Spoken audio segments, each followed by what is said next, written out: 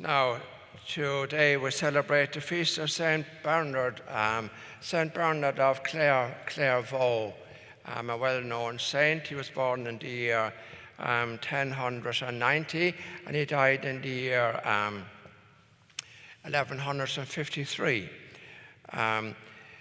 He, as a young man, he came from a noble family in France. As a young man, he joined the Benedict, or he became a monk, and after a while he left the Benedictines because of their excessive wealth and so on, and formed his own monastery, Sisteau, in France, and joined there with 3 of his brothers and a number of his friends.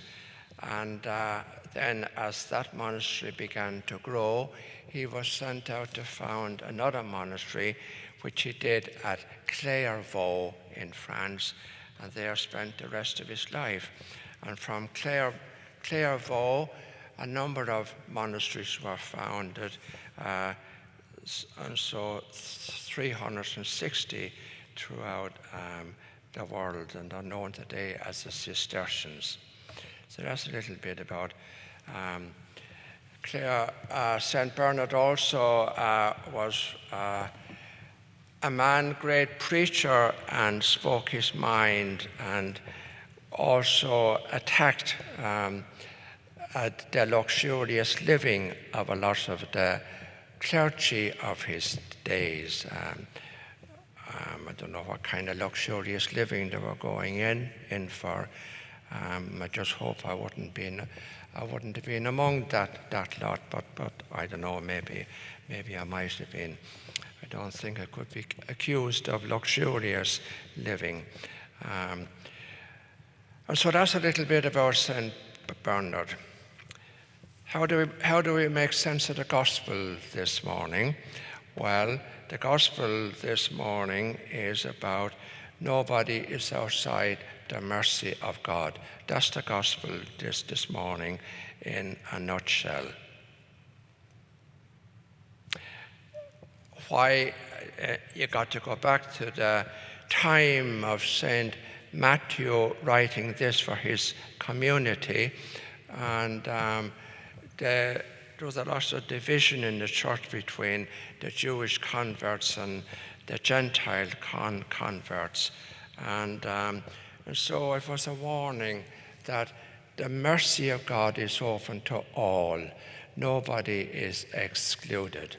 So you might come to the end of the gospel and say, well, what about the man who was not wearing a wedding garment and he was thrown out of the feast? Why was that? If he was kind of pulled in from the outside? Well, the wedding garment was something that was provided for everybody. It refers to the generosity and the mercy of God.